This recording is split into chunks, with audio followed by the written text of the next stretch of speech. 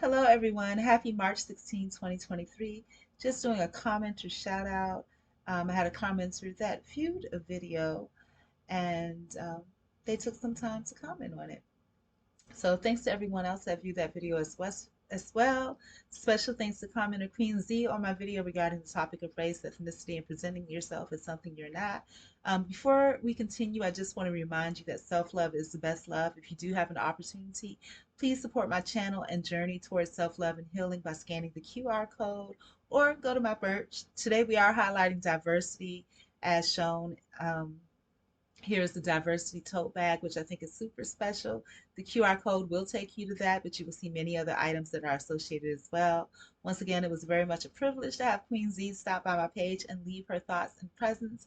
For context, I am going to share the video that she commented on.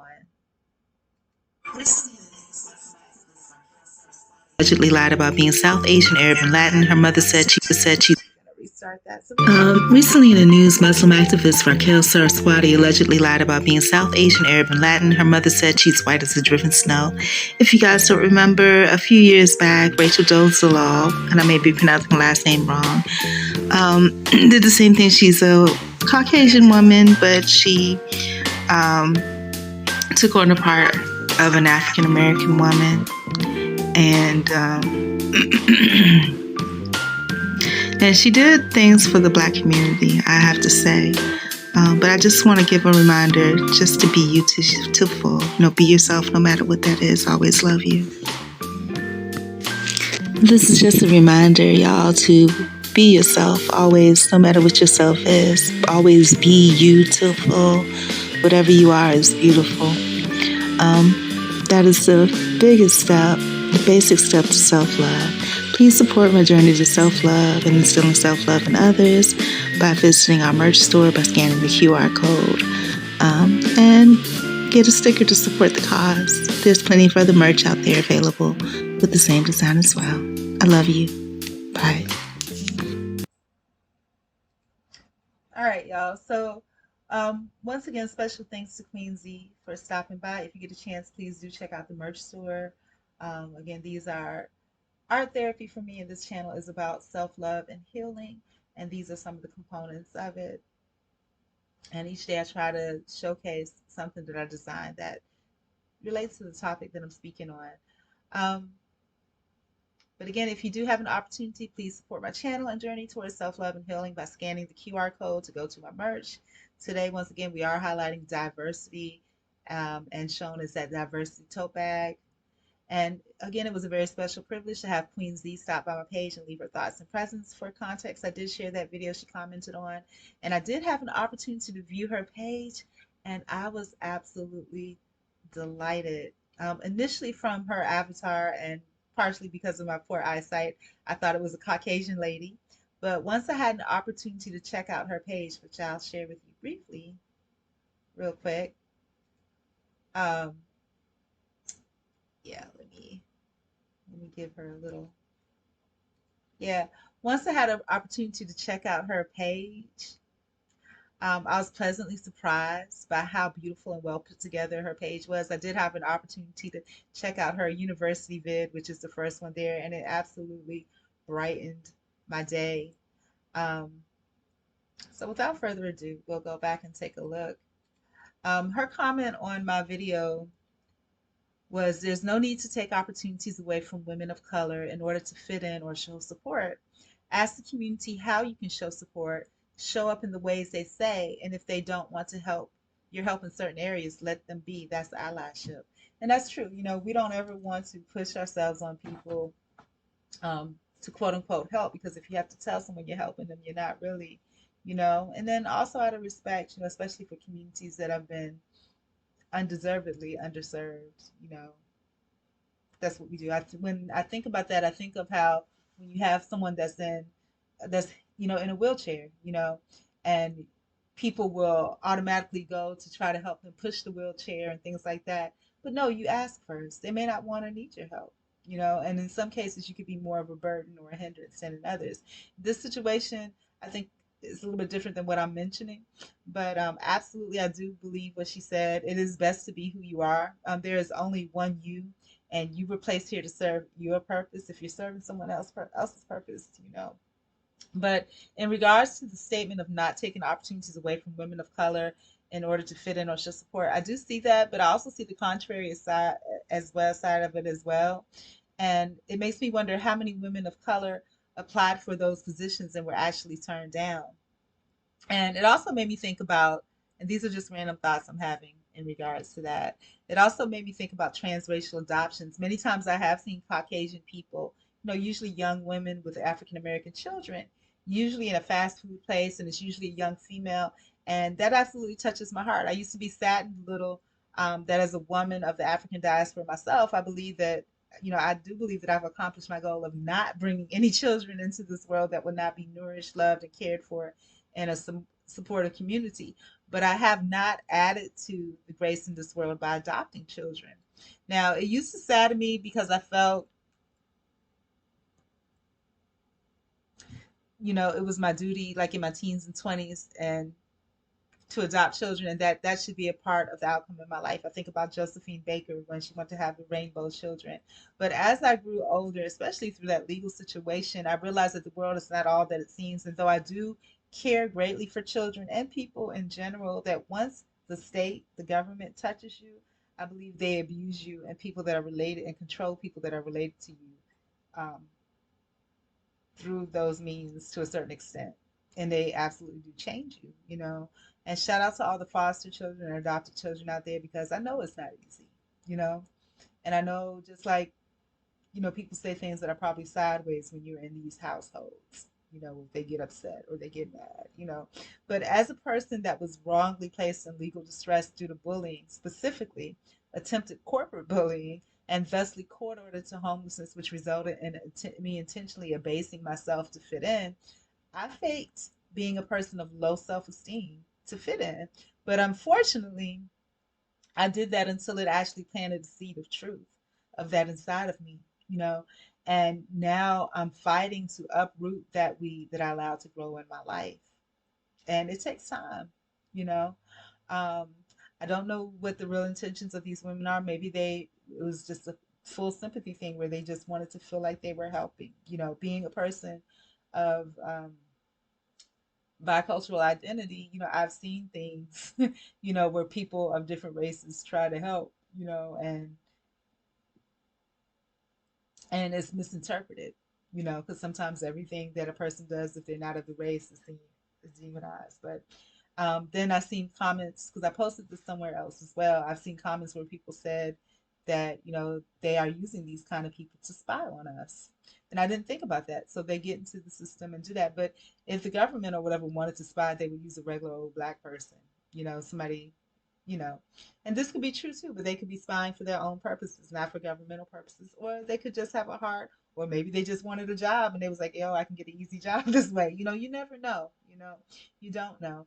But I think the bottom line of everything that I was saying is just to be yourself, appreciate diversity, in people, in everything. Because, people were questioning mental health and all this, but the world is a diverse place. But in the end, just be yourself and be proud of who you are, because while they're being proud or, emulating black culture, and it seems like their parents are okay, because this girl's parents said, this girl is white as the driven snow. I don't know what she's talking about. I don't know what she's talking about. She's probably like, she's lost her mind.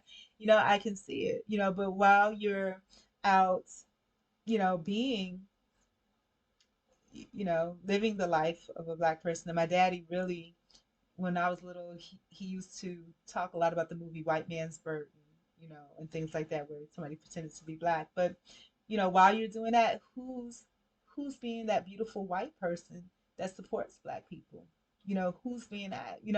But to each his own. I can't judge or call anybody, but for me, I wouldn't want to be anybody else. I love being Maria Chung Willoughby. I love being Afro Asian. And no matter what anybody says, I will never completely deny one side or the other. No matter, I love being everything that I am, and I want to stand in the fullness of who I am and what I am, because life is so short.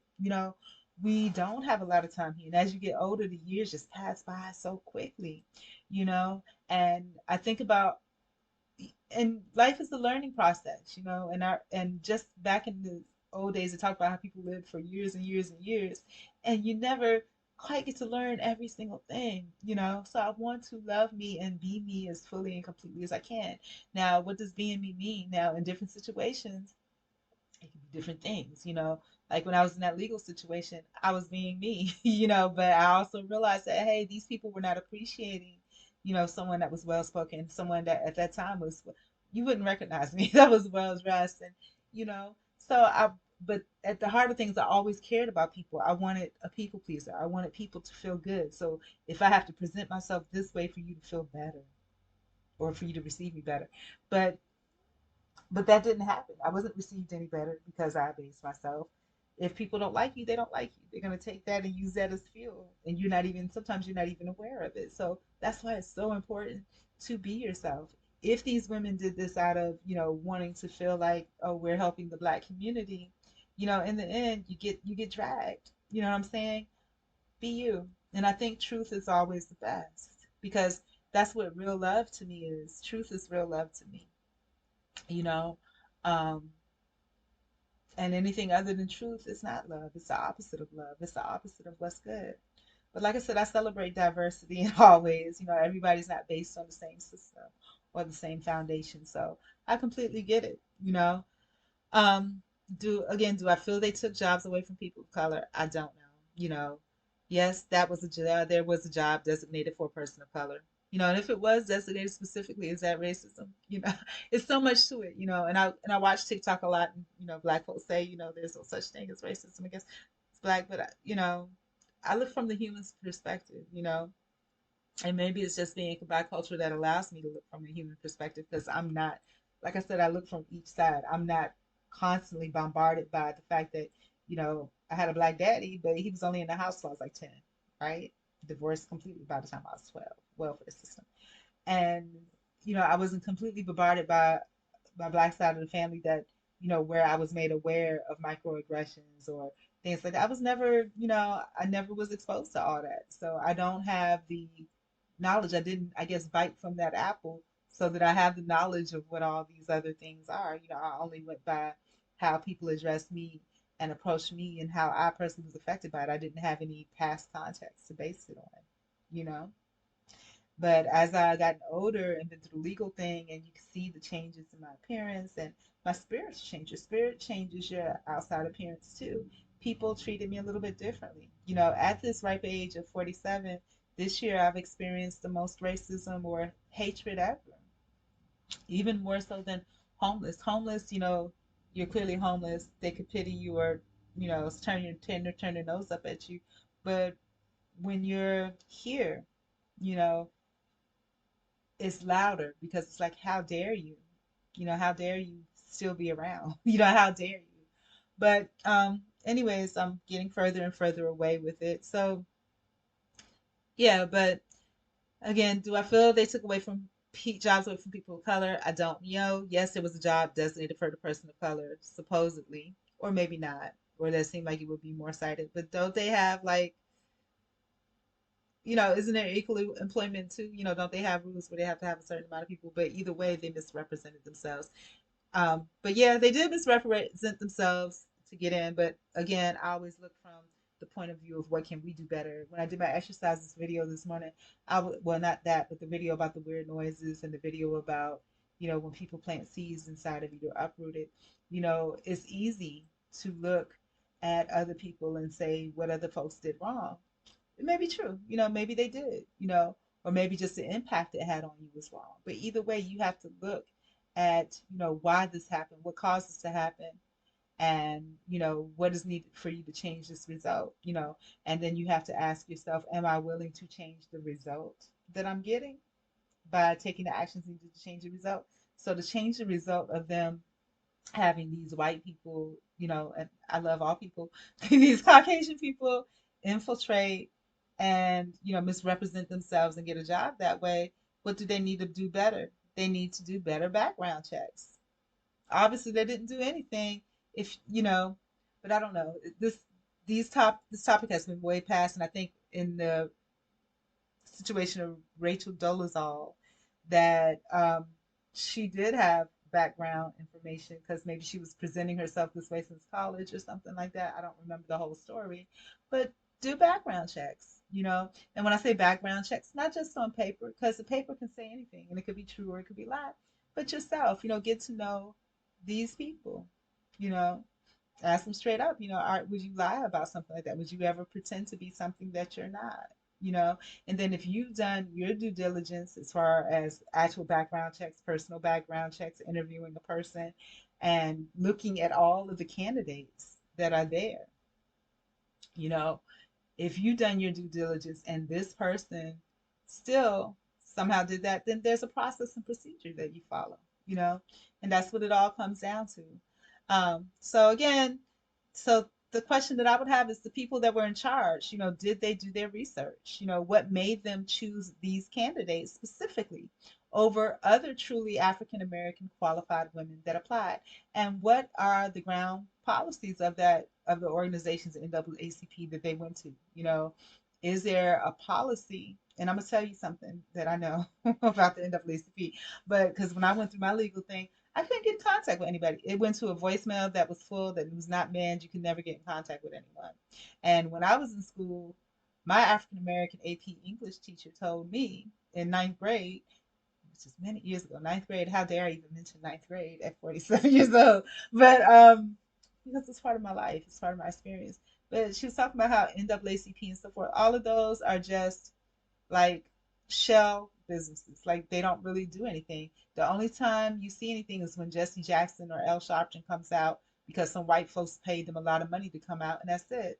They were using, if you want to help someone, and this stuck with me, if you want to help someone, help them directly. Don't pay into these organizations and things because what you're paying for is overhead costs. When you get to know people directly, if they got to know those folks directly, you get to know who they are. When you get to know people directly, that is how you can